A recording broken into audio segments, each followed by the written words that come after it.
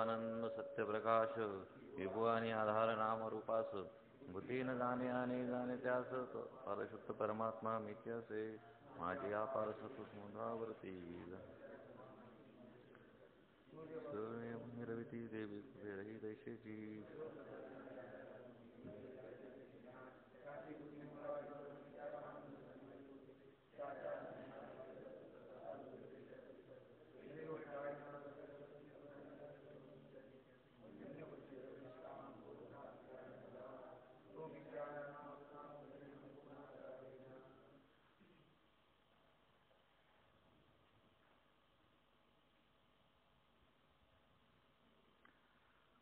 पूर्व पक्षाच्या मताप्रमाणे साधकाने ज्ञानाची साधना करू नये. त्यांनी काय करावं? नित्यनैमित्तिक कर्म करावं. आणि नित्यनैमित्तिक कर्म केलं तर त्याला मोक्ष प्राप्त होईल.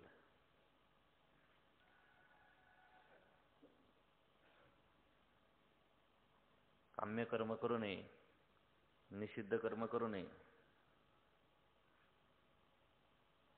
त्याच्या पाठीमागे असणाऱ्या संचित काम्य आणि निषिद्ध कर्माचा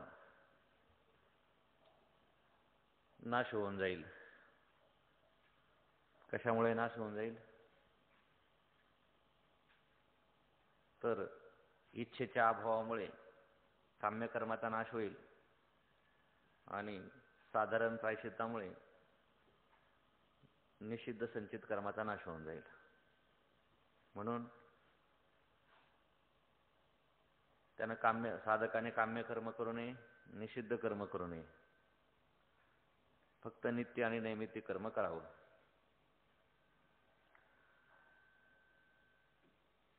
चुकून जर निषिद्ध कर्म घडलं तर त्यासाठी प्रायश्चित्त करावं. याप्रमाणे साधक जर कर्म करत असेल तर त्या कर्माच्या योगाने या जन्मामध्ये त्याला मोक्ष प्राप्त होईल. कारण का वेदांत मतामध्ये सुद्धा असं मानलेलं आहे की ज्ञान झाल्याच्या नंतर कुठल्याही कर्माचा काय होत नाही, लेप लागत नाही. म्हणून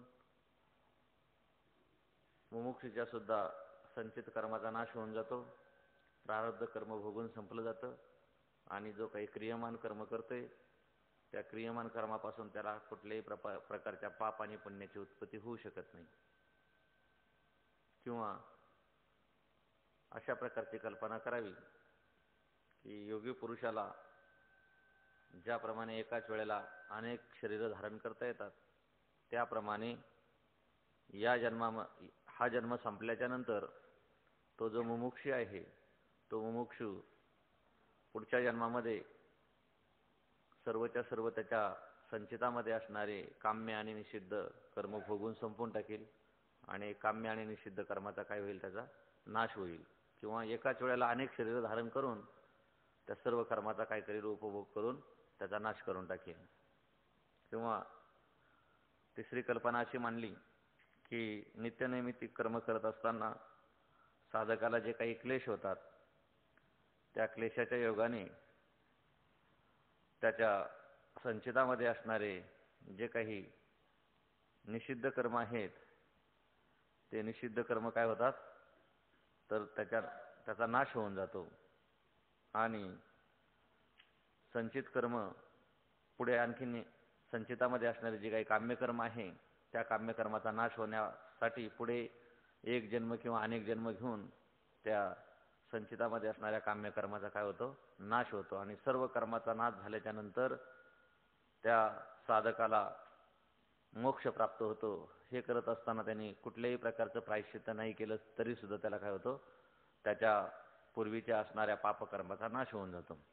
आणि मग अशा प्रकारचा जो सिद्धांत आहे पुढे एक जन्म किंवा अनेक जन्म घेऊन सर्व संचित कर्माचा काम्य आणि निषिद्ध कर्माचा त्याचा नाश होतो. या वादालाच एक भुईवाद असं म्हटलेलं आहे. म्हणून कर्मानेच मोक्ष होतो. कारण का? बंध हा सत्य आहे. त्यामुळे त्याची ज्ञानाने काय होणार नाही, निवृत्ती होणार नाही. दुसरी गोष्ट, ज्ञानाचं मुख्य फल मोक्ष आहे असंही म्हणता येत नाही. कारण दुसऱ्या कोणत्याही साधनाने जर मोक्ष प्राप्त झाला नसता तर ज्ञानाचं मोक्ष हे मुख्य फल आहे असं म्हणता आलं असतं. ज्याप्रमाणे भूक लागली तर अन्न खाल्ल्यावाचून भुकेची निवृत्ती होत नाही, म्हणून भुकेची निवृत्ती हे जे फल आहे ते कशाने प्राप्त होतं, कोणत्या साधनाने प्राप्त होतं, भोजनाच्या द्वारा प्राप्त होतं. इतर कुठल्याही साधनाच्या द्वारा भुकेची निवृत्ती होऊ शकत नाही. गोळी खाऊन काही भूक शांत होत नाही. जर म्हणून भुकेची तृप्ती होणं हे भोजनाचं कोणतं फल आहे, मुख्य फल आहे. इतर दुसऱ्या साधनाने त्या क्षुधेची निवृत्ती होऊ शकत नाही. त्याप्रमाणे जर ज्ञानाच्या योगाने मोक्षरूपी मुख्य फलाची प्राप्ती झाली असती तर मग मात्र मोक्ष हे ज्ञानाचं मुख्य फल आहे असं म्हणता आलं असतं. पण ज्ञानाशिवाय इतर साधनाने सुद्धा काय होतो, मोक्ष होतो. आणि ते साधन कोणतं, तर आम्ही पाठीमागे सांगितलेलं जे काही वेदबोधित कर्म आहे त्या कर्माच्या योगाने साधकाला मोक्ष प्राप्त होतो. म्हणून ज्ञानाचं मुख्य फल मोक्ष आहे असंही म्हणता येत नाही. म्हणून तुम्ही जो हा ग्रंथाचा आरंभ केलेला आहे तो ग्रंथाचा आरंभ कसा आहे, निष्फल आहे. तुमच्या या ग्रंथाची काही आवश्यकता नाही. आणि ग्रंथारंभ निष्फल झाल्यामुळे तुम्ही जो या ग्रंथाचा अधिकारी सांगितला त्या अधिकाऱ्याचा सुद्धा काय झाला, या ठिकाणी असंभव झाला. आणि कारण ज्ञानाचा कोणी अधिकारीच नाही. कर्माने जर मोक्ष होत असेल तर ज्ञानाची आवश्यकताच नाही. म्हणून अधिकाऱ्याचा सुद्धा काय झाला, असंभव झाला. तुम्ही जो विषय सांगितला होता जीव ब्रह्म ऐक्य ज्ञान, त्या विषयाची सुद्धा काय झाली, असिद्धी झाली. कारण जीव ब्रह्म ऐक्य ज्ञाना वाचून कर्माने काय होतो, मोक्ष होतो. म्हणून तो विषय सुद्धा काय होत नाही, या ठिकाणी संभवत नाही. आणि विषय आणि अधिकारी यांचा असंभव झाला म्हणून तुम्ही जे काही संबंध सांगितले होते ते संबंध या ठिकाणी सिद्ध होत नाहीत. म्हणून वेगवेगळ्या प्रकारचे जे प्रतिपाद्य प्रतिपादक भाव संबंध, प्राप्य प्रापक भाव संबंध, कर्तृ कर्तव्य भाव संबंध किंवा जन्यजनक भाव संबंध, अशा प्रकारचे जे संबंध सांगितले होते त्या संबंधांना सुद्धा या ठिकाणी निष्फलता प्राप्त होते. ते संबंधही या ठिकाणी घडत नाही.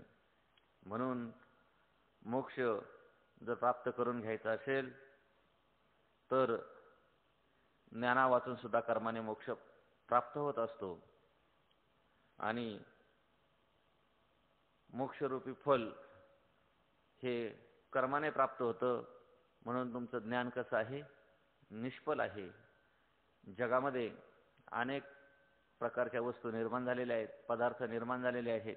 वेगवेगळ्या प्रकारचे प्राणी, पशु पक्षी, जलचर, खेचर, भूचर किंवा इतरही काही जडसृष्टी ईश्वराने जी निर्माण केलेली आहे त्याच्या पाठीमागे काहीतरी फल आहे. भले त्याच्या पाठीमागे सुख देण्याचं फल असेल किंवा दुःख देण्याचं फल असेल, पण काहीतरी फल आहे. निष्फल अशी वस्तू या जगामध्ये कोणती उत्पन्न झालेली नाही. आणि म्हणून तुमचं जे ज्ञान आहे हे ज्ञान कसं ठरलं, निष्फल ठरलं. कारण ज्ञानाच्या योगाने मोक्ष प्राप्त होत नाही. म्हणून ज्ञानाला काय झालेले, या ठिकाणी निष्फलता आलेली. म्हणून ज्ञानाची कुठल्याही प्रकारची आवश्यकता नाही. म्हणून कर्माच्या योगाने मोक्ष प्राप्त होतो. कारण बंध हा सत्य आहे आणि सत्य पदार्थाची निवृत्ती ज्ञानाने होऊ शकत नाही. सत्य पदार्थाची निवृत्ती कशाने होत असते, तर वेदबोधित कर्माच्या योगानेच होत असते. आणि जगामध्ये ज्या ज्या वस्तू निर्माण होतात त्या त्या सर्व वस्तू कशा असतात, सफल वस्तूच असतात. सफल वस्तू जगामध्ये उत्पन्न होत असतात. ज्ञान सफल नाही, म्हणून ज्ञानाची उत्पत्ती संभवत नाही. आणि म्हणून हा जो ग्रंथ आहे या ग्रंथाचा जो संबंध सांगितलेला आहे तो संबंधही घडत नाही. आणि म्हणून हा ग्रंथ कसा आहे, निष्फल आहे. इथपर्यंत पूर्वपक्षाचं म्हणणं सांगितलं. सुरुवातीला पूर्वपक्षाने कार्याध्यास कसा संभवत नाही हे सांगितलं, नंतर कारणाध्यास कसा संभवत नाही हे सांगितलं, आणि मग मोक्ष प्राप्त करून घ्यायचा, म्हणजे बंधाची निवृत्ती करून घ्यायची असेल तर त्यासाठी काय केलं पाहिजे, कर्म केलं पाहिजे, असं क्रमाक्रमाने सांगितलं. आता सिद्धांती म्हणजे वेदांती त्याच्या एका एका मुद्द्याचं काय करतो, खंडन करून आपलं मत त्या ठिकाणी स्थापित करतो. अगदी वेगवेगळ्या प्रकारच्या युक्तीने, प्रयुक्तीने, उदाहरणाने आपलं म्हणणं काय करतो या ठिकाणी सांगतो. तर सुरुवातीला सिद्धांत मताने कार्याध्यासाचा संभव. कार्याध्यास कसा संभवू शकतो हे सिद्धांत मताने सांगितलेलं आहे. पूर्व पक्षीचे म्हणणे अध्यासाची सामुग्री नाही म्हणून बंध अध्यस्त नाही, सत्य आहे, त्या सत्यबंधाची ज्ञानाने निवृत्ती होणार नाही. वेदबोधित कर्माचरणाने बंधाची निवृत्ती होईल. ते कर्म कोणते व कसे आचरण करावे याचाही विस्तारपूर्वक विचार सांगितला आहे. तूर्त बंध अध्यस्त आहे की नाही एवढाच मुख्य वादाचा प्रश्न आहे. पूर्व पक्षाच्या मताने सत्य वस्तू ज्ञानजन्य संस्कार, प्रमाता प्रमाण प्रमेय यांचे ठिकाणी असणारे दोष ही कार्याध्यासाची सामुग्री आहे आणि ती बंधाच्या अध्यासाविषयी सिद्ध होत नसल्यामुळे बंध अध्यस्त नाही असे म्हणणे आहे. सुरुवातीला थोडक्यामध्ये या ठिकाणी पूर्व पक्षाचं म्हणणं सांगितलं. पूर्व पक्षाने काय म्हणणं सांगितलं होतं आपलं, की कार्याध्यास का संभवत नाही, तर कार्याध्यासाची जी सामुग्री आहे ती सामुग्री जुळत नाही. कार्याध्यासाची कोणती सामग्री सांगितली होती त्यांनी, पहिली सामग्री सांगितली होती सत्यवस्तू ज्ञानजन्य संस्कार. सत्यवस्तू ज्ञानजन्य संस्कार म्हणजे पूर्वी कुठंतरी ती वस्तू सत्य पाहिली असलेली पाहिजे आणि त्या सत्य पाहिलेल्या वस्तूच्या ज्ञानाचा संस्कार मनामध्ये असला पाहिजे, तरच काय होऊ शकतो, अध्यास संभवू शकतो. ज्याप्रमाणे रज्जूच्या ठिकाणी सर्पाचा आपल्याला काय होतो, अध्यास होतो, पण तो अध्यास घडण्यापूर्वी कुठंतरी खरा सर्प पाहिलेला असला पाहिजे आणि त्या खऱ्या सर्पाच्या ज्ञानाचे संस्कार अंतःकरणाच्या ठिकाणी असतील तरच त्या माणसाला रज्जूच्या ठिकाणी सर्पाचा अध्यास होऊ शकतो. एरवी रज्जूच्या ठिकाणी सर्पाचा अध्यास होणार नाही. म्हणून पहिली सामग्री सांगितली होती त्यानं सत्यवस्तू ज्ञानजन्य संस्कार. आणि त्यानं सांगितलं होतं की आत्म्याच्या ठिकाणी जगताचा अध्यास का होत नाही, तर हे जे जगत आहे हे जगत वेदांत मताने कसं आहे, तर अध्यस्त आहे. आणि जगत अध्यस्त असल्यामुळे पूर्वी कधीही सत्य जगत पाहण्याचा प्रश्नच निर्माण होत नाही. कारण सत्य जगत पूर्वी नव्हतं, आता नाही, याच्यानंतर असणार नाही. कारण तिन्ही काळामध्ये हे जगत कसं आहे, अतिशय मिथ्या आहे, अध्यस्त आहे, खोटं आहे. म्हणून सत्य जगत न पाहिल्यामुळं त्या सत्य जगताच्या ज्ञानाचा संस्कारही संभवू शकत नाही. म्हणून सत्य वस्तू ज्ञानजन्य संस्कार ही जी तुम्ही सामग्री सांगितली पहिली, ती सामग्री जुळत नाही, म्हणून कार्याध्यास सुद्धा संभवत नाही. दुसरी सामग्री सांगितली त्यांनी, कोणतं, प्रमाता, प्रमाण आणि प्रमेय हे तीन दोषत्रयी. सुरुवातीला सांगितलं होतं प्रमेयाच्या ठिकाणी कुठला दोष असावा लागतो, तर सादृश्य हा दोष असावा लागतो. रज्जूच्या ठिकाणी ज्यावेळेला सर्पाचा भ्रम होतो त्यावेळेला रज्जू आणि सर्प हे दोन्ही प्रमेय आहेत आणि दोन्ही प्रमेयाच्या ठिकाणी लांबटपणा हे काय आहे, सादृश्य आहे. आणि सादृश्य दोष असेल तरच काय होऊ शकतो, अध्यास संभवू शकतो. परंतु आत्मा म्हणजे ब्रह्म आणि जगत यांच्या ठिकाणी कुठल्याही प्रकारचं सादृश्य नाही. सादृश्य नसून उलट कसं आहे, दोघांच्या मध्ये अतिशय विरोधी धर्म आहे. प्रकाश आणि अंधकार याप्रमाणे आत्मा आणि जगत यांच्या ठिकाणी कसे आहेत, विरोधी धर्म आहे. आत्मा चेतन आहे, जगत कसं आहे, जड आहे. म्हणून हा प्रमेय दोषही संभवू शकत नाही अध्यास होत नसल्यामुळे. दुसरी गोष्ट सांगितली त्यांनी प्रमाता आणि प्रमेय दोष. प्रमात्याच्या ठिकाणी आणि प्रमाता आणि प्रमाण दोष. प्रमात्याच्या ठिकाणी आणि प्रमाणाच्या ठिकाणी दोष असावे लागतात. कोणते दोष असावे लागतात, प्रमात्याच्या ठिकाणी लोभ भयादी दोष असावे लागतात आणि प्रमाणाच्या ठिकाणी पित्तमलादी दोष असावे लागतात. तरच काय होऊ शकतो, अध्यास संभवू शकतो, एरवी अध्यास होत नाही. आणि याशिवाय आणखीन एक गोष्ट सांगितली होती त्यांनी, जो प्रमाता आहे तो प्रमाता अध्यास होण्याच्या पूर्वी असावा लागतो. परंतु प्रमात्याची जी गणना आहे ती गणना सुद्धा कशामध्ये होते? या जगतामध्ये होते. आणि जगत कसं आहे तुमच्या मताप्रमाणे? आद्यस्त आहे. मग जर प्रमात्याची सिद्धी होऊ शकत नाही अध्यासाच्या अगोदर, तर प्रमात्याची सिद्धी न झाल्यामुळे अध्यास कोणाच्या ठिकाणी होणार? ज्याला अध्यास व्हायचा तोच जर सिद्ध नाही झाला तर अध्यास कोणाच्या ठिकाणी होणार? म्हणून प्रमाता आणि प्रमाण हे दोन्ही दोष संभवत नाही, म्हणून कार्याध्यास संभवत नाही. म्हणून सत्य वस्तू ज्ञानजन्य संस्कार आणि दोष त्रय ही जी कार्याध्यासाची सामुग्री आहे, ही कार्याध्यासाची सामुग्री या ठिकाणी जुळत नाही, म्हणून बंध अध्यस्त नाही. मग तो बंध अध्यस्त नाही तर कसा आहे? तर ते सांगतात बंध अध्यस्त नसून कसा आहे? तर सत्य आहे. आणि बंध सत्य असल्यामुळे सत्य बंधाची निवृत्ती ज्ञानाने होऊ शकत नाही. कारण ज्ञानाने निवृत्ती कशाची होते? तर मिथ्या वस्तूची काय होत असते? ज्ञानाने निवृत्ती होते. रज्जूवर भासलेला सर्प मिथ्या आहे, म्हणून अधिष्ठान रज्जूच्या ज्ञानाने त्याची काय होऊ शकते? निवृत्ती होऊ शकते. परंतु हा जो अहंकारादी बंध आहे, हा अहंकारादी बंध मिथ्या नसून तो कसा आहे? सत्य आहे. आणि सत्य असल्यामुळे त्याची ज्ञानाने निवृत्ती संभवत नाही. आणि म्हणून त्याची जर निवृत्ती करायची असेल तर वेदबोधित कर्माचरणाने बंधाची निवृत्ती होईल. वेदाने सांगितलेलं जे काही कर्म आहे त्या कर्माच्या योगाने त्या सत्यबंधाची काय होऊ शकेल? निवृत्ती होऊ शकेल. मग ते कर्म कोणतं? किती प्रकारचं कर्म आहे? त्या कर्माचं आचरण कसं करावं याचा पूर्व पक्षाच्या मताने काय केलेलं आहे? विस्तारपूर्वक पाठीमागे विचार सांगितलेला आहे.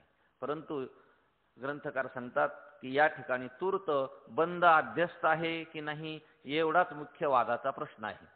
या ठिकाणी आपल्याला सुरुवातीला विचार कशाचा करायचा आहे? तर तुम्हीच पूर्व पक्षाच्या मताप्रमाणे बंध अध्यस्त नाही तर तो कसा आहे?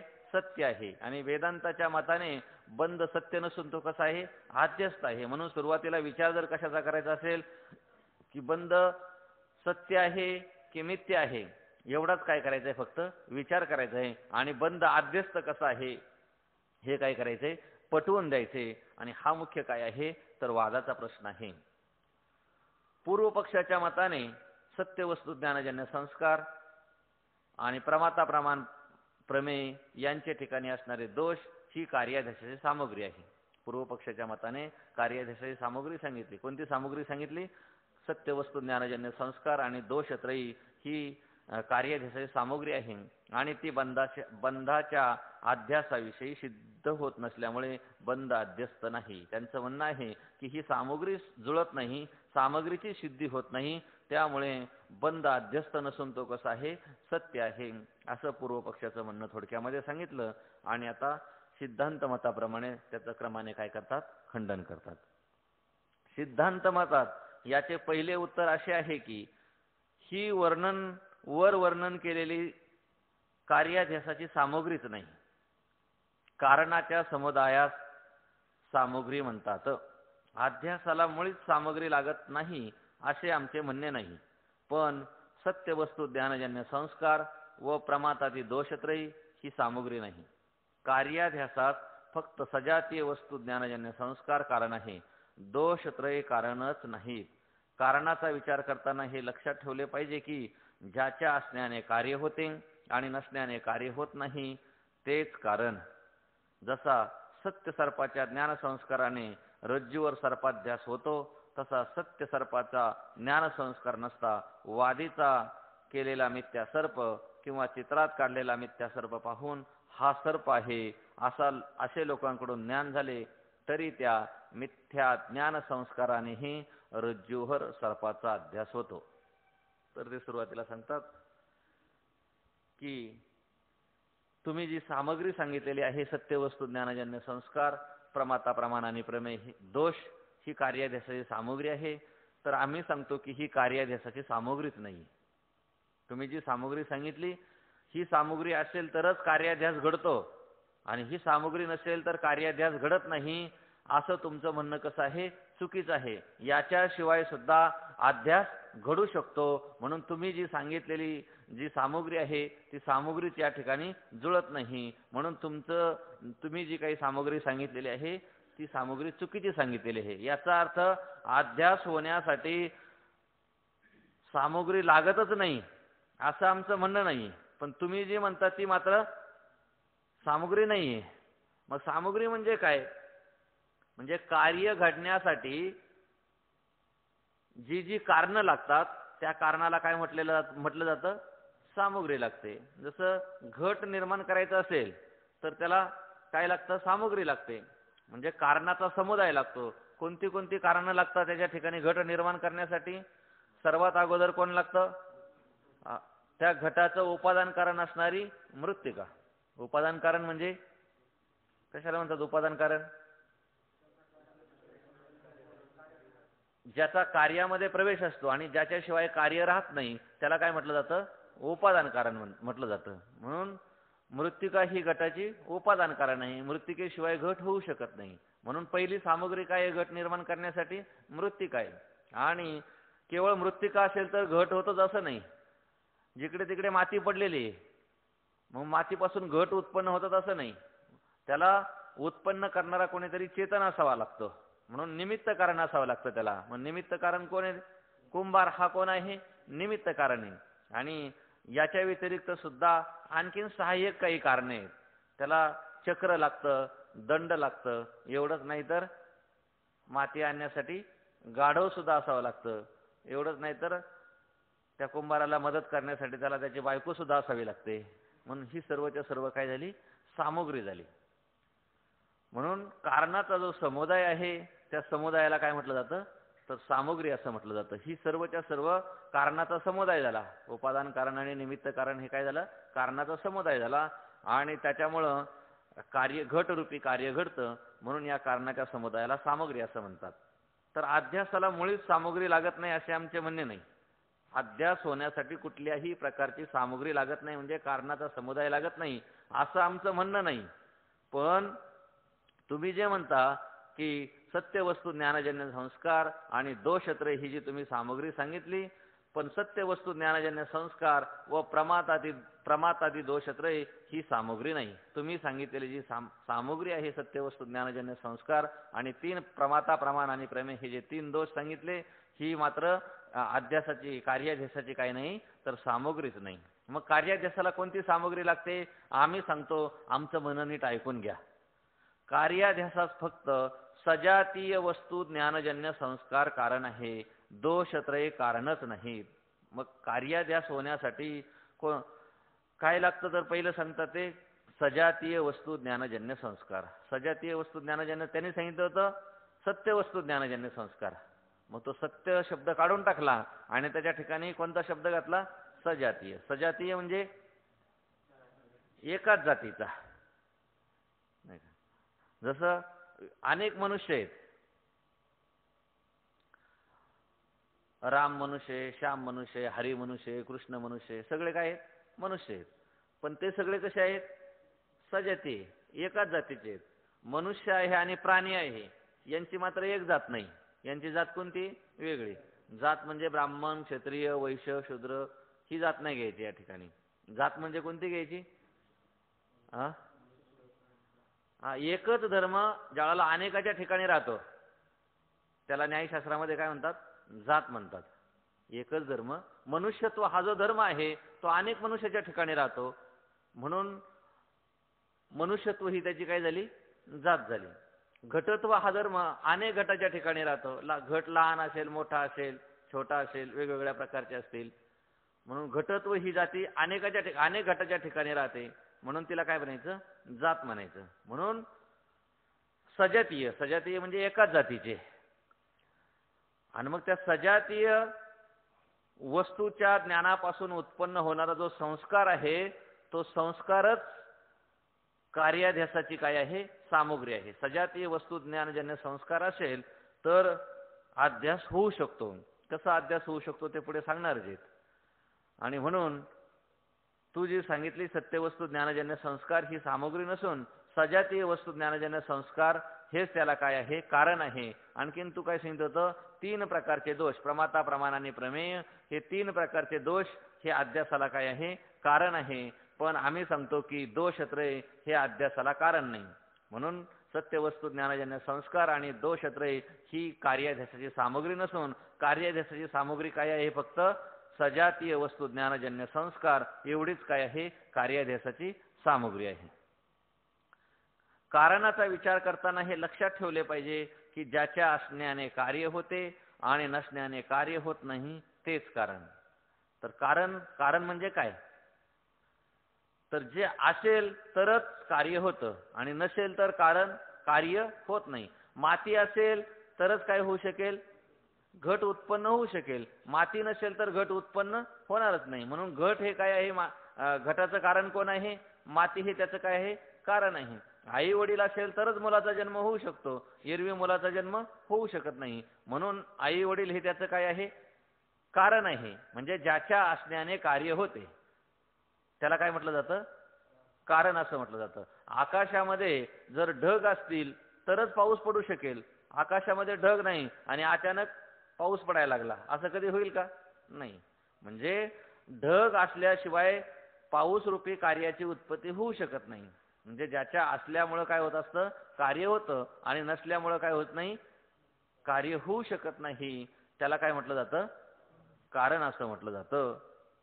जसा सत्य सर्पाच्या ज्ञानसंस्काराने रज्जूवर सर्पाध्यास होतो, तसा सत्य सर्पाचा ज्ञानसंस्कार नसता वादीचा केलेला मिथ्या सर्प किंवा चित्रात काढलेला मिथ्या सर्प पाहून हा सर्प आहे असे लोकांकडून ज्ञान झाले तरी त्या मिथ्या ज्ञानसंस्कारानेही रज्जूवर सर्पाध्यास होतो. सत्य संस्कारच पाहिजे आणि त्याच्या सत्य ज्ञानाच्या संस्कारानेच रज्जूच्या ठिकाणी सर्पाचा अध्यास होतो असं काही नाही.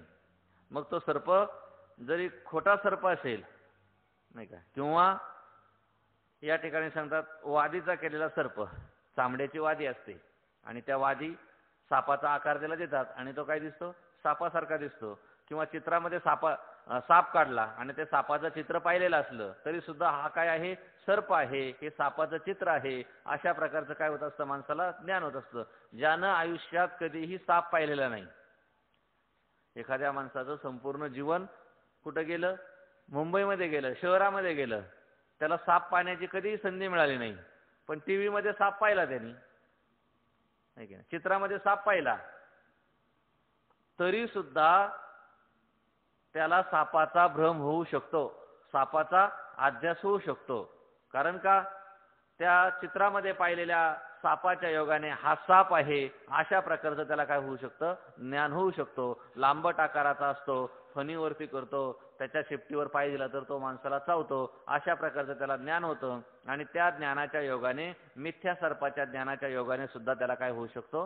अध्यास होऊ शकतो. म्हणून सत्य सर्पच पाहिजे आणि त्या सत्य सर्पाचं ज्ञानच असलं पाहिजे, त्या सत्य सर्पाच्या ज्ञानाचा संस्कारच असला पाहिजे, तरच सर्पाचा अध्यास घडू शकतो असं काही नाही. खोटा साप पाहिला, चित्रामध्ये पाहिलेला साप पाहिला, वादीचा केलेला साप पाहिला, किंवा अलीकडच्या काळामध्ये तो खेळायचा साप मिळतो, लाकडाचं केलेलं असतं आणि हातामध्ये असतं. पोरं काय करतात? पुढून समोरून मनुष्य आला का त्याच्या समोर काय करतात? ते दाबलं की तो एकदम साप पुढे जातो, उडी मारतो एकदम. तो मनुष्य घाबरतो. मग तो साप खरा नाही तरी सुद्धा त्याला भीती वाटते. आणि मग अशा प्रकारचा खोटा जरी साप पाहिला तरी सुद्धा त्या सापाच्या योगाने काय होऊ शकतो? अध्यास घडू शकतो. म्हणून खराच सर्प पाहिजे असं काही नाही. खोट्या सर्पाचं, मिथ्या सर्पाचं जरी ज्ञान झालं तरी त्या संस्काराच्या योगाने पुढे केव्हा तरी मंद अंधकारामध्ये जर रज्जू पडलेली असेल तर त्या पूर्वीच्या संस्काराच्या योगाने या ठिकाणी सर्प आहे अशा प्रकारचा अध्यास त्याला घडू शकतो. म्हणजे सत्य सर्पाच्या ज्ञानाचा संस्कार नसतानाही अध्यास होतो. म्हणजे सत्य सर्पाचं ज्ञानच असलं पाहिजे आणि त्याचा संस्कारच असला पाहिजे तरच अध्यास घडू शकतो असा काही नियम नाही. तर मिथ्या सर्पाच्या ज्ञानाने सुद्धा, खोट्या सर्पाच्या ज्ञानाने सुद्धा काय होऊ शकतो? अध्यास घडू शकतो. म्हणजे सत्य वस्तू ज्ञानजन्य संस्कार अध्यासाच कारण नाही. मग याच्यावरून काय ठरलं? तर तू जे म्हणत होता की सत्य वस्तू ज्ञानजन्य जो संस्कार आहे तो कार्याध्यासाला कारण आहे, तर आम्ही सांगतो की सत्य वस्तू ज्ञानजन्य संस्कार हा अध्यासाला कारणच नाही. कारण सत्य वस्तूच्या ज्ञानजन्य संस्कारा वाचून जर अध्यास घडलाच नसता तर सत्य वस्तू ज्ञानजन्य संस्कार अध्यासास कारण म्हणता आले असते. सत्य वस्तू ज्ञानजन्य संस्कार अध्यासाला कारण आहे हे केव्हा म्हणता आलं असतं? जर सत्य वस्तू ज्ञानजन्य संस्कार नसतानाही जर अध्यास घडला नसता, फक्त सत्य वस्तू ज्ञानजन्य संस्कारानेच अध्यास घडला असता तरच असं म्हणता आलं असतं, तरच असा नियम करता आला असता की सत्य वस्तू ज्ञानजन्य संस्कार हेच काय आहे, अध्यासाला कारण आहे. पण सत्य वस्तू ज्ञानजन्य संस्कार नसताना सुद्धा, मिथ्या सर्प पाहिलेला असताना सुद्धा सर्पाचा काय होऊ शकतो, अध्यास होऊ शकतो. म्हणून सत्य वस्तू ज्ञानजन्य संस्कार हेच एकमेव अध्यासाला कारण आहे असं मात्र म्हणता येत नाही. तर उलट आम्ही तर असं म्हणतो की सत्य वस्तू ज्ञानजन्य संस्कारच हे अध्यासाला कारणच नाहीये, तर उलट मिथ्या वस्तूच्या ज्ञानजन्य संस्कारापासूनच काय होत असतो, अध्यास घडत असतो. कसा घडतो तर ते सांगतात, कारण सत्य वस्तू ज्ञानजन्य संस्कारापासून जर अध्यास घडलाच नसता तर सत्य वस्तू ज्ञानजन्य संस्कार अध्यासाच कारण म्हणता आले असते. मिथ्या सर्पाच्या ज्ञानजन्य संस्कारानेही अध्यास घडतो असा प्रत्यक्ष अनुभव आहे. प्रत्यक्ष आपल्याला अनुभव आहे की मिथ्या सर्पाच्या ज्ञानाने सुद्धा काय होऊ शकतो, अध्यास घडू शकतो.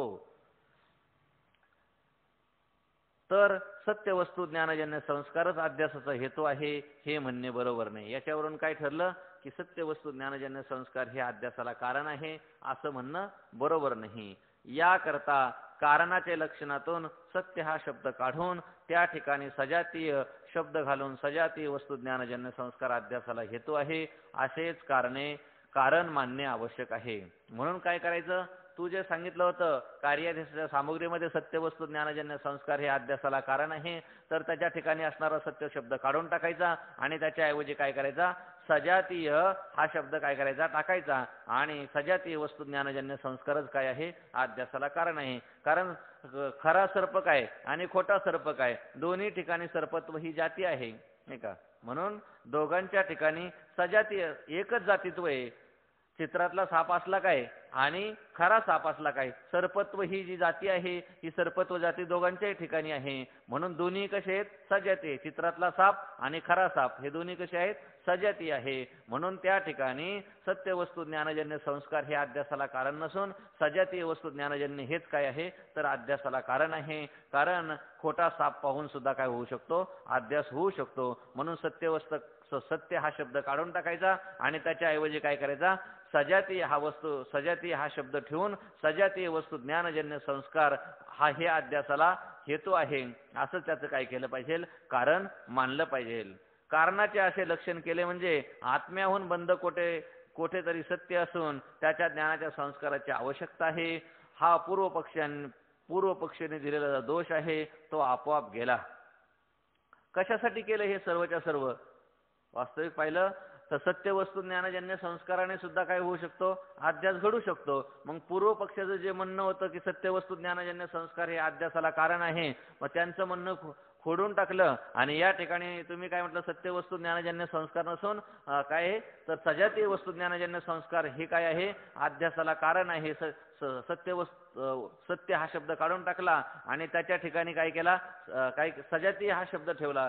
हा खटाटोप कशासाठी केला सर्व, तर पूर्व पक्षांनी असं म्हटलं होतं की ज्यावेळेला आत्म्याच्या ठिकाणी अहंकारादी बंधाचा अध्यास घडतो त्यावेळेला काय असलं पाहिजे, अहंकारादी बंध पूर्वी केव्हा तरी सत्य काय पाहिलेला असला पाहिजे, सत्य अहंकारादी बंधाचा अनुभव घेतलेला असला पाहिजे, त्याचं ज्ञान झालेलं असलं पाहिजे आणि त्याच्या ज्ञानाचा संस्कार असला पाहिजे, तरच काय होऊ शकतो, अध्यास घडू शकतो. मग सत्य वस्तू काढून टाकली आणि त्याच्याऐवजी जर सजातीय हा सत्य शब्द काढून टाकला आणि त्याच्याऐवजी जर सजातीय हा शब्द ठेवला तर मग सत्य तो जो बंध आहे तो सत्य पूर्वी कुठंतरी पाहिलेला असला पाहिजे, पाहण्याची काही नाही आवश्यकता नाही. म्हणजे मिथ्या बंधाचा पूर्वी संस्कार असला तरी सुद्धा काय होऊ शकतो, आत्म्याच्या ठिकाणी या जगताचा काय होऊ शकतो, अध्यास घडू शकतो. त्याच्यासाठी बंध सत्यच पूर्वी कुठंतरी पाहिलेला असला तरच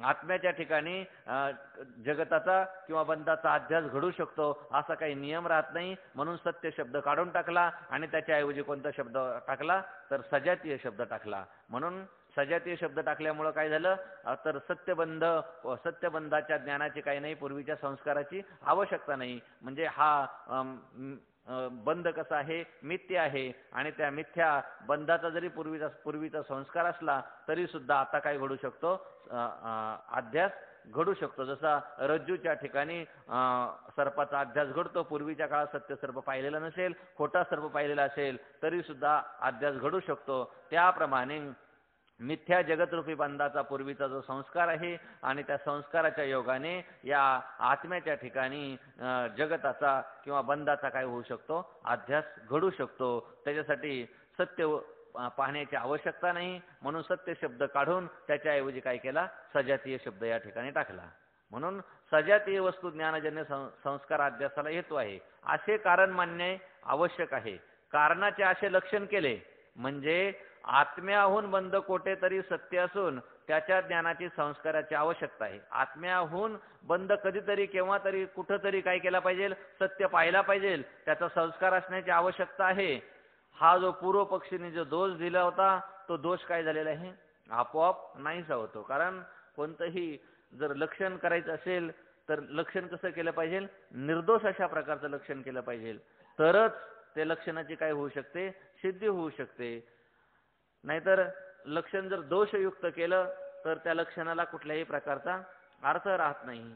म्हणून लक्षणाच्या ठिकाणी कोणते कोणते दोष असतात, अतिव्याप्ती दोष नसावा लागतो, अजून अव्याप्ती दोष नसावा लागतो, अजून असंभव अशा प्रकारचा दोष नसावा लागतो. पूर्वी हे झालेलेच सर्वच्या सर्व.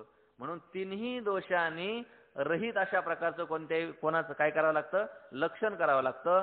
आणि म्हणून असं लक्षण करण्यासाठी तुम्ही जो सत्य वस्तू ज्ञानजन्य संस्कार सांगितला त्याच्यावरती काय येतो, दोष येतो. हे लक्षण काय होतं, दुसरीकडे जातं, याची काय होते, अतिव्याप्ती होते. म्हणून तुमचं लक्षण काय नाही या ठिकाणी जुळत नाही. आणि लक्षण कसं पाहिजे, तिन्ही दोषांनी रहित पाहिजे, निर्दोष अशा प्रकारचं लक्षण पाहिजे.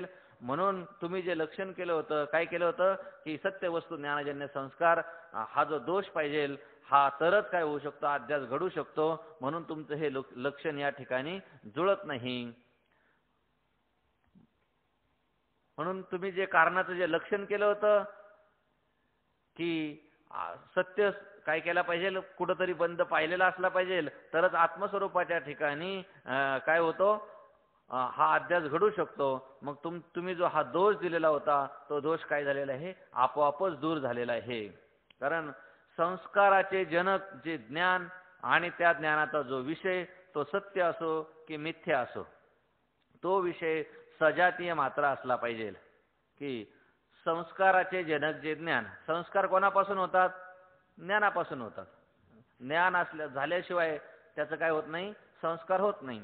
समजा आपण एखादा पदार्थ आपण खाल्ला, कोणता पदार्थ खाल्ला, गुलाबजामुन खाल्ला, गुलाबजामुनचं काय झालं, आपल्याला ज्ञान झालं आणि त्या ज्ञानापासून त्याचे काय झाले, संस्कार झाले. काय संस्कार झाले, गुलाबजामुन खायला चांगले वाटतात, हे काय झाले, त्याच्या ठिकाणी संस्कार झाले. मग हे संस्कार कशामुळे झाले, ज्ञानामुळे झाले. ज्ञान पूर्वीचा ज्ञानाचा अनुभव असल्याशिवाय त्याचं काय होऊ शकत नाही, संस्कार होऊ शकत नाही. म्हणून संस्कार होण्यासाठी काय असावं लागतं, ज्ञान असावं लागतं. मग ते ज्ञान आहे, ते ज्ञान आणि त्या ज्ञानाचा जो विषय, ज्ञानाचा विषय नाही का, या रज्जूच्या ठिकाणी सर्पाचं ज्ञान झालं.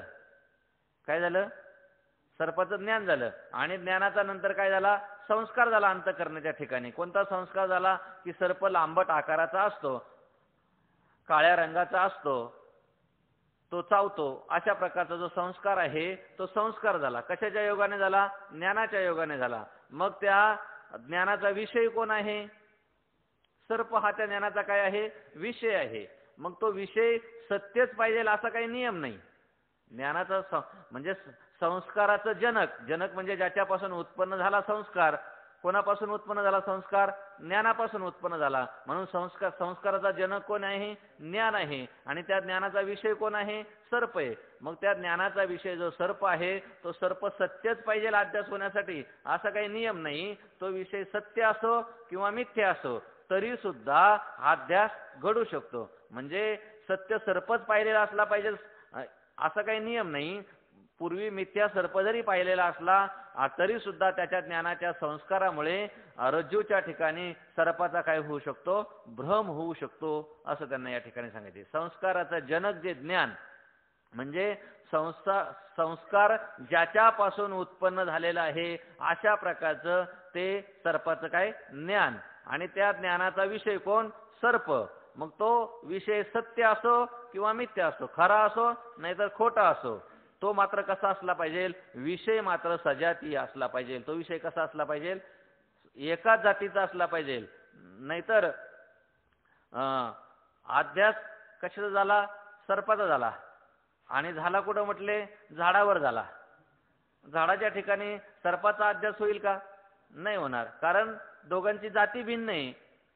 झाडाची वृक्षत्व ही जाती आहे आणि सर्पाची सर्पत्व ही जाती आहे, म्हणून दोन्ही सजातीय नाही. दोन्ही सजातीय नसल्यामुळं एकाच्या ठिकाणी दुसऱ्याचा अध्यास होणार नाही. किंवा बघितला वाघ आणि अध्यास झाला सर्पाचा, असं कधी घडेल का, नाही घडणार. कारण का, दोघांची जाती भिन्न आहे, सजातीय नाही दोन्ही.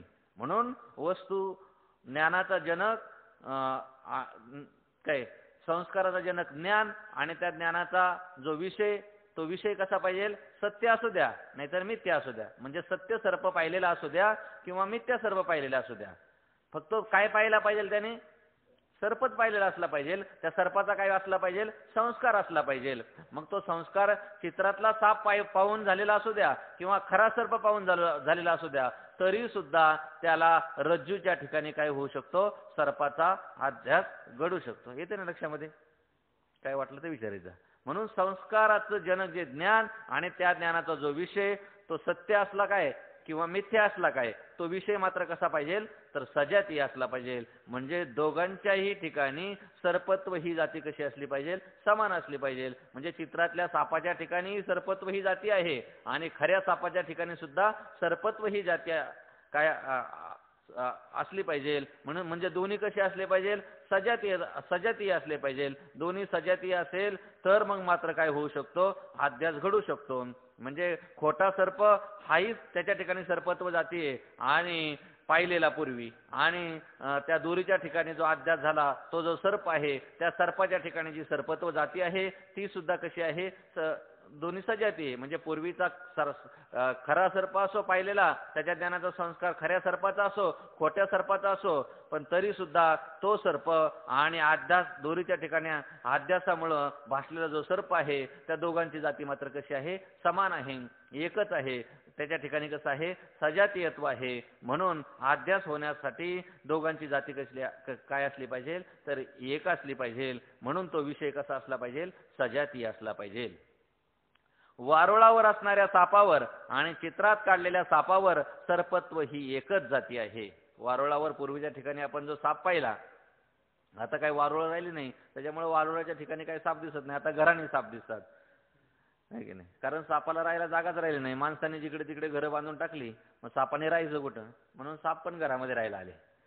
म्हणून वारुळाच्या ठिकाणी पाहिलेला जो साप आहे आणि दोरीच्या ठिकाणी जो काही भासलेला मिथ्या सर्प आहे, त्या दोघांची जाती कशी आहे, एकच आहे. सर्पत्व ही जाती दोन्ही ठिकाणी आहे. खऱ्या सापाच्या ठिकाणी सर्पत्व जाते आणि खोट्या सापाच्या ठिकाणी सुद्धा काय आहे, सर्पत्व ही जी जाती आहे ही दोघांची जाती एकच आहे.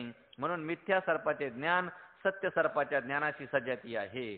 म्हणून मिथ्या सापाचं ज्ञान, मिथ्या साप कोणता, जो आपल्याला भासलेला आहे रज्जूच्या ठिकाणी, मग त्या सापाचं जे ज्ञान आहे तो खरा सर्प जो आहे त्या खरा सर्पाच्या ज्ञानाची कसं आहे, तर सजातीय आहे. म्हणजे तिथेही सर्पत्व ही जाती आहे आणि इथेही सर्पत्व जाती आहे. वारुळाच्या सापाच्या ठिकाणी सर्पत्व जाती आहे आणि रज्जूच्या ठिकाणी भासलेला जो सर्प आहे त्या सर्पाच्या ठिकाणी सुद्धा काय आहे, तर सजातीय ही काय आहे, एकच जात आहे.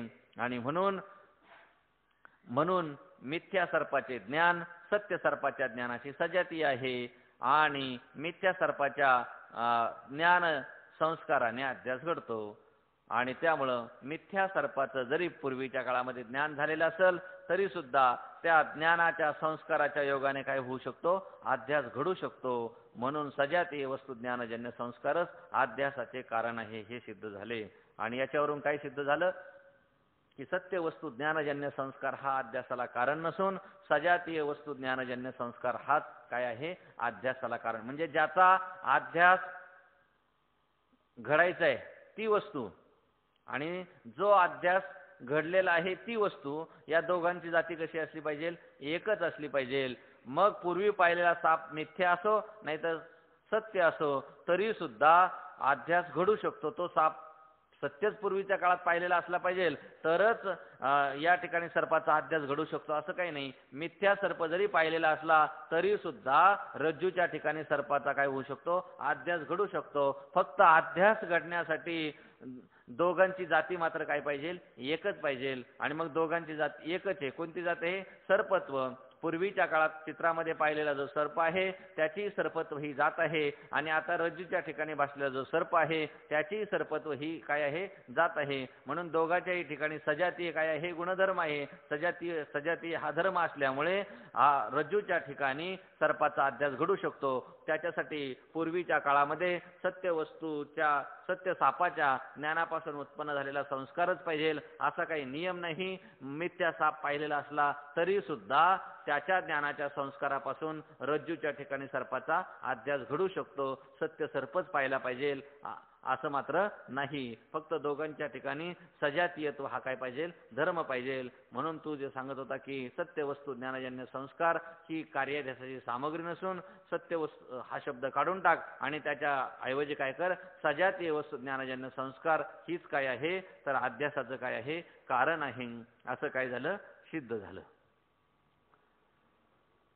आलं लक्षामध्ये. पुढे सांगतात, आता अध्यासास ज्ञानजन्य संस्कार कारण आहे किंवा सजातीय वस्तूचे ज्ञान संस्कारद्वारा कारण आहे याचा विचार करू. कसेही म्हटले तरी अध्यासाचे साक्षात कारणत्व संस्कार असंच येते, ज्ञानास नाही. प्रथम वाक्यात तर ज्ञानजन्य हे संस्काराचे विशेषण आहे, आणि दुसरे वाक्यात ज्ञानाला कारणत्व आहे पण साक्षात नाही. तेथेही संस्कारद्वाराच कारणत्व आहे. कोणत्याही दृष्टीने ज्ञानाला साक्षात कारणत्व नाही, कारण जे कारण असते ते कार्याच्या अव्यवहित पूर्वकाली असते असा नियम आहे. सर्पाचे ज्ञान अध्यासाच्या पूर्वकाली असले तरी अव्यवहित पूर्वकाली नाही. अंतराय रहित ते अव्यवहित म्हणावे. अव्यवहित पूर्वकाल म्हणजे कार्योत्पत्तीच्या पूर्वकालचा अंत्यक्षण. त्या क्षणात कारण असले पाहिजे. ज्ञान तर पूर्वकाली आहे पण पूर्वकालचे अंत्यक्षणी नाही. म्हणून ज्ञानजन्य संस्कारच कारण मानला पाहिजे. संस्कार म्हणजे अंतःकरणात असलेली ज्ञानाची सूक्ष्म अवस्था. तर आता पुढे सांगतात की आता अध्यासाला कारण कोण आहे, तर अध्यासास ज्ञानजन्य संस्कार कारण आहे किंवा सजातीय ज्ञान संस्कारद्वारा कारण आहे. एकच शब्द पण वेगवेगळ्या पद्धतीने आपल्या समोर मांडलेला आहे. ते सांगतात अध्यासाला कारण कोण आहे, नेमकं ज्ञानजन्य संस्कार. ज्ञानजन्य संस्कार म्हणजे ज्ञानापासून उत्पन्न झालेला संस्कार हा अध्यासाला कारण आहे, किंवा सजातीय वस्तूचे ज्ञान संस्कारद्वारा कारण आहे. एका ठिकाणी संस्कार कारण मानला आणि एका ठिकाणी संस्कारद्वारा ज्ञान कारण मानलं. अध्यास होण्याला साक्षात कारण तो कोणाकडे येतं, ज्ञानजन्य संस्कार कारण आहे का, म्हणजे ज्ञानापासून उत्पन्न झालेला संस्कार कारण आहे का. या ठिकाणी कारणत्व कोणाला आलं, संस्काराला कारणत्व आलं. आणि दुसऱ्या वाक्यामध्ये सजातीय वस्तूचे ज्ञान संस्कारद्वारा कारण आहे का. या ठिकाणी कारणत्व कोणाला आलं, ज्ञानाला कारण आलं, पण कोणाच्या द्वारा आलं, संस्काराच्या द्वारा कारणत्व आलं. म्हणजे एकच प्रश्न दोन प्रकाराने त्याने उपस्थित केला. संस्काराला, सजातीय वस्तूच्या संस्काराला कारणीभूत कोण, अध्यासाला कारणीभूत कोण आहे. मग ज्ञानजन्य संस्कार कारण आहे की ज्ञान संस्कारद्वारा कारण आहे. म्हणजे एका ठिकाणी कारणत्व संस्काराला दिलं आणि एका ठिकाणी कारणत्व कोणाला दिलं, संस्कारद्वारा ज्ञानाला दिलं. कोणतं कारण आहे याचा काय करू, विचार करू असं ते म्हणतात. तर ते म्हणतात कसेही म्हटले तरी अध्यासाचे साक्षात कारणत्व संस्काराचंच येते, ज्ञानाच नाही. कोणत्याही पद्धतीने जरी विचार केला नाही का, ज्ञानजन्य संस्कार कारण मानलं काय किंवा सजातीय वस्तूचं ज्ञान संस्कारद्वारा कारण मानलं काय, तरी सुद्धा साक्षात म्हणजे प्रत्यक्ष कारणत्व जर कोणाला येत असेल तर ते कोणाला येतं म्हणतात, संस्कारालाच कारण येतं. तर ज्ञानाला कारणत्व येत नाही. कसं, तर ते सांगतात प्रथम वाक्यात तर ज्ञानजन्य हे संस्काराचे विशेषण आहे. पहिल्या वाक्यामध्ये काय केले म्हणतात, ज्ञानजन्य संस्कार हा शब्द वापरलेला आहे. त्यावेळेला संस्कार हे विशेष्य आहे आणि ज्ञानजन्य हे त्याचं काय आहे, विशेषण आहे. म्हणजे ज्ञानजन्याला विशेषण केलं आणि संस्काराला काय केलं, विशेष्य केलं. आणि दुसऱ्या वाक्यामध्ये काय केलं म्हणतात, दुसऱ्या वाक्यात ज्ञानाला कारणत्व आहे पण साक्षात नाही. दुसऱ्या वाक्यामध्ये ज्ञानाला कारणत्व दिलं पण साक्षात कारणत्व आहे का, साक्षात कारणत्व नाही. कोणाच्या द्वारा कारणत्व आहे, संस्कारद्वारा कारणत्व आहे. म्हणून साक्षात कारणत्व कोणाच्या ठिकाणी आलं, संस्काराच्या ठिकाणी झालं. ज्ञानाला कारण म्हटलं पण साक्षात कारणत्व नाही म्हटलं. ज्ञानाला कोणाच्या द्वारा कारणत्व म्हटलं, संस्काराच्या द्वारा कारणत्व म्हटलं. म्हणून प्रत्यक्ष कारणत्व कोणाला आलं, तर संस्काराला कारणत्व आलं. आणि पहिल्या वाक्यामध्ये काय केलं म्हणतात, संस्काराला विशेष्य केलं आणि ज्ञानजन्याला काय केलं, विशेषण केलं. मग विशेषण महत्वाचं असतं का विशेष्य महत्वाचं असतं. काळा घोडा धावतो असं म्हटलं तर घोडा धावतो का काळा धावतो, म्हणजे काळा धावतोच पण कोणाबरोबर धावतो, घोड्याबरोबर. विशेषण हे विशेष्याबरोबर जातं, आहे की नाही. म्हणजे महत्व कोणाला असतं, विशेष्याला महत्व असतं, विशेषणाला महत्व नसतं. म्हणून पहिल्या वाक्यामध्ये ज्ञानजन्याला काय केलं, विशेषण केलं आणि संस्काराला काय केलं, विशेष्य केलं. म्हणून महत्व कोणाला आलं, विशेष्याला महत्व आलं. म्हणजे कोणाला महत्व आलं, संस्काराला महत्व आलं. म्हणजे कारणत्व कोणाला आलं, संस्काराला. का ज्ञानजन्य संस्कार म्हणताना सुद्धा कारणत्व कोणाला आलं, संस्काराला कारणत्व आलं. आणि दुसऱ्या वाक्यामध्ये ज्ञान संस्कारद्वारा कारण आहे असं म्हटलं तरी सुद्धा या ठिकाणी काय आलं, साक्षात कारणत्व कोणाला, ज्ञानाला आलं का, नाही. साक्षात कारणत्व ज्ञानाला नाही आलं तर संस्काराच्या द्वारा काय आहे, ज्ञान त्याचं काय आहे, कारण आहे. म्हणून साक्षात कारणत्व कोणाकडे आलं, ज्ञानाकडे नाही येताना कोणाकडे आलं, तर संस्काराकडे आलं कारण, साक्षात कारणत्व. म्हणून प्रथम वाक्यात ज्ञानजन्य हे संस्काराचे विशेषण आहे, तर दुसऱ्या वाक्यात ज्ञानाला कारणत्व आहे पण साक्षात नाही. ज्ञानाला कारणत्व सांगितलं पण साक्षात कारणत्व सांगितलं का, नाही सांगितलं. साक्षात कारणत्व कोणाला सांगितलं, तर संस्कारालाच कारण सांगितलं. तेही संस्कारद्वाराच कारणत्व आहे. म्हणजे दुसऱ्या वाक्यामध्ये सुद्धा जे कारणत्व आहे ते कारणत्व कोणाच्या द्वारा सांगितलं, संस्काराच्या द्वारा कारणत्व सांगितलं. म्हणून साक्षात कारणत्व कोणाला आलं, तर संस्कारालाच आलं. कोणत्याही दृष्टीने ज्ञानाला साक्षात कारणत्व नाही. म्हणजे कोणत्याही दृष्टीने विचार केला, ज्ञानजन्य संस्काराद्वारा कारण म्हटलं काय, की ज्ञान संस्कारद्वारा कारण म्हटलं काय, साक्षात कारणत्व ज्ञानाला न येताना कोणाला कारणत्व येतं, तर संस्कारालाच काय येतं, कारणत्व येतं. तेथेही संस्कारद्वाराच कारणत्व आहे. कोणत्याही दृष्टीने ज्ञानाला साक्षात कारणत्व नाही. कारण का नाही कारणत्व साक्षात, तर त्यासाठी ते सांगतात, युक्ती सांगतात. कारण जे कारण असते ते कार्याच्या अव्यवहित पूर्वकाली असते असा नियम आहे. जे कारण असतं ते कारण कसं असतं, कार्याच्या अव्यवहित पूर्वकाली असतं. ते काय असतं, कारण असतं. सर्पाचं ज्ञान आद्यासाच्या पूर्वकाली असले तरी अव्यवहित पूर्वकाली नाही. आता अव्यवहित पूर्वकाल म्हणजे काय, तर ते सांगतात अंतराय रहित ते अव्यवहित. म्हणजे मध्ये कुठल्याही प्रकारचं अंतर पडलं नाही पाहिजे, त्याला काय म्हणायचं, अव्यवहित. मध्ये अंतर पडलं म्हणजे 10 वर्षापूर्वी साप बघितला, त्यावेळेला सापाचं ज्ञान झालं आणि आज सापाचा काय झाला, अध्यास झाला. मग सापाचं ज्ञान आता आहे का, म्हणजे आता काय झालं, त्याच्या ठिकाणी अंतर पडलं, अव्यवहित पूर्वकाली नाही. संस्कार मात्र आहे की नाही त्याचा. मग पूर्वकाली कोण आहे, अध्यास घडण्याच्या पूर्वकाली संस्कार पूर्वकाली, अध्यास घडण्याच्या पूर्वकाली कोण आहे, संस्कार. अव्यवहित पूर्वकाली कोण आहे, पूर्वकाली नाही म्हणायचं, इथं काय म्हणायचं, अव्यवहित पूर्वकाली. पूर्वकाल म्हणजे 10 वर्षाचा पण पूर्वकाल येतो. मग अव्यवहित पूर्वकाली कोण आहे, या ठिकाणी संस्कार आहे. ज्ञान अव्यवहित पूर्वकाली नाहीये. ज्ञान तिथं झालं, तिथं संपलं. फक्त त्या ज्ञानाचा संस्कार अंतःकरणाच्या ठिकाणी राहिला आणि त्याच्या योगाने काय झाला, अध्यास घडला. म्हणून अध्यासाच्या अव्यवहित पूर्वकाली कोण असतो, संस्कार असतो. म्हणून साक्षात कारणत्व कोणाला येतं, संस्काराला येतं साक्षात कारणत्व. मग कारण कशाला म्हणायचं, तर ते सांगतात जे कार्याच्या अव्यवहित पूर्वकाली असते ते कारण. कार्याच्या घट कशापासून निर्माण झाला, मृत्तिकेपासून घट निर्माण झाला, मातीपासून घट निर्माण झाला. मग माती हे घटाचं काय आहे? कारण आहे. कारण का? ते अव्यवहित पूर्वकाली आहे. घट निर्माण होण्याच्या अव्यवहित पूर्वकाली कोण आहे? माती आहे. म्हणून माती हे घटाचं काय आहे? कारण आहे. म्हणून जे कार्याच्या अव्यवहित पूर्वकाली असतं त्याला काय म्हणायचं? कारण असं म्हणायचं. असा काय आहे? नियम आहे. म्हणजे कार्याच्या पूर्वकाली असतं ते कारण असं म्हणता येत नाही. 10 वर्षापूर्वी कुंभाराने घट बनवला, कुंभार मेला, घट शिल्लक आहे. मग घट आहे, कुंभार मेला, म्हणून कुंभाराला घटाचं कारणत्व येईल का? साक्षात कारणत्व त्याच्याकडे येत नाही, आहे की नाही? तसं सर्प बघितला, पण सर्पाचं ज्ञान झालं, सर्पाचं ज्ञान झालं, सर्प गेला, सर्पाचं ज्ञानही गेलं, त्याचा विसरही पडला. पण अचानक काय झालं? इकडे रज्जू दिसली आणि सर्प आहे असा काय झाला? अध्यास झाला.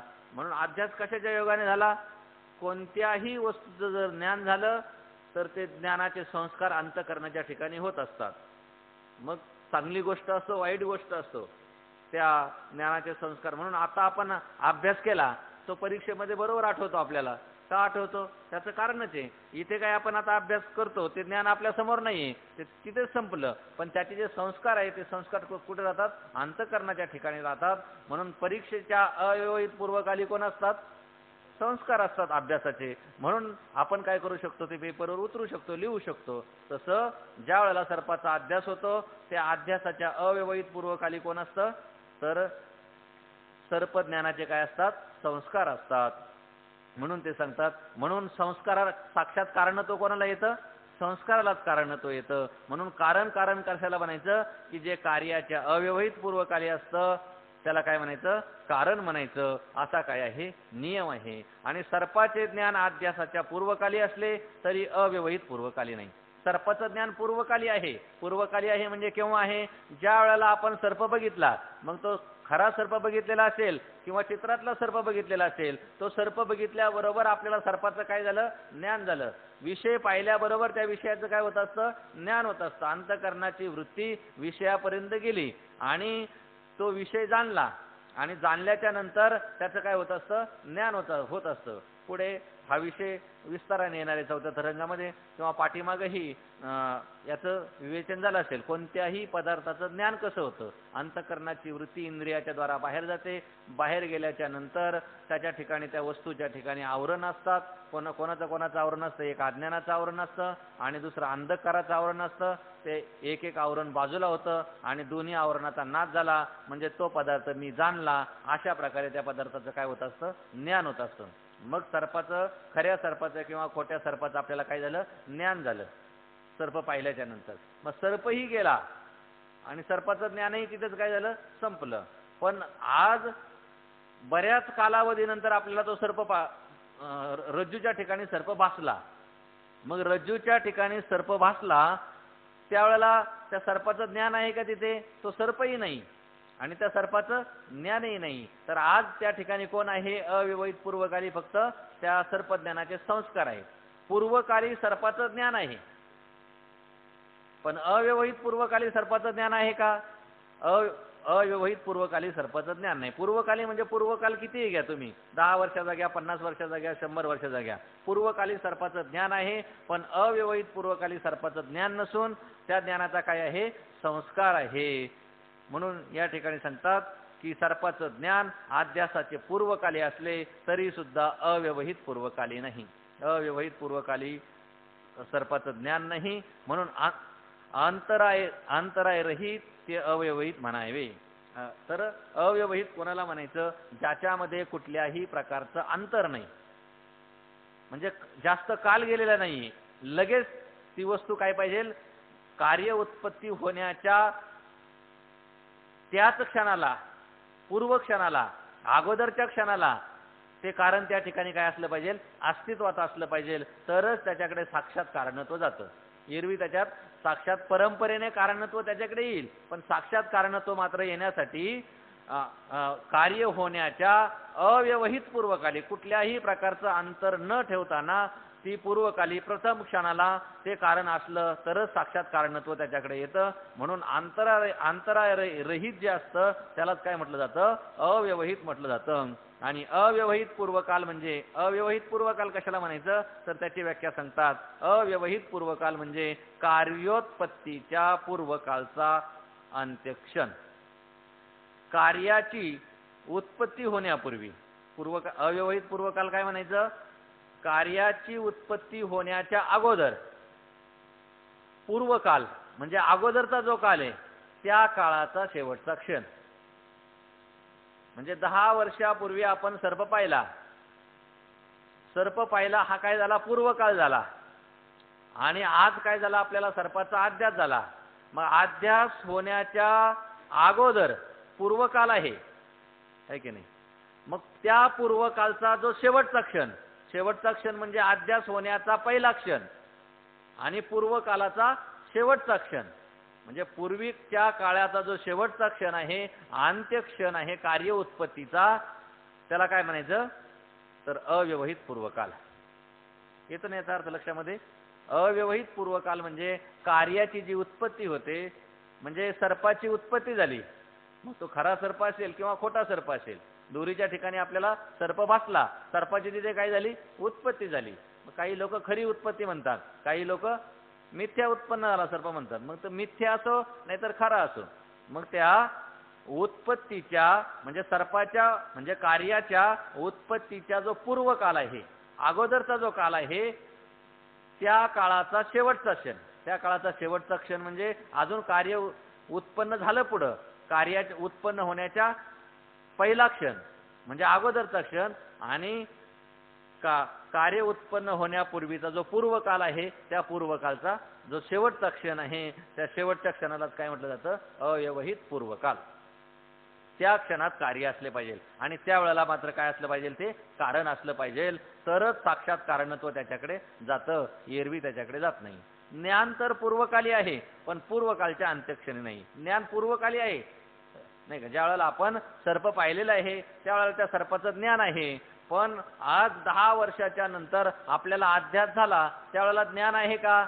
ज्ञान नाही. म्हणजे पूर्वकालच्या अंतक्षणी ज्ञान नसून पूर्वकालच्या अंत्यक्षणी कोण आहे तर त्या ज्ञानाचा कोण काय आहे तर संस्कार आहे. म्हणून ज्ञानजन्य संस्कारच कारण मानला पाहिजे. म्हणून त्या ठिकाणी साक्षात कारणत्व कोणाला आलं तर ज्ञानापासून उत्पन्न झालेला जो संस्कार आहे त्या संस्कारालाच काय आलं? कारणत्व मानलं, कारणत्व आलं.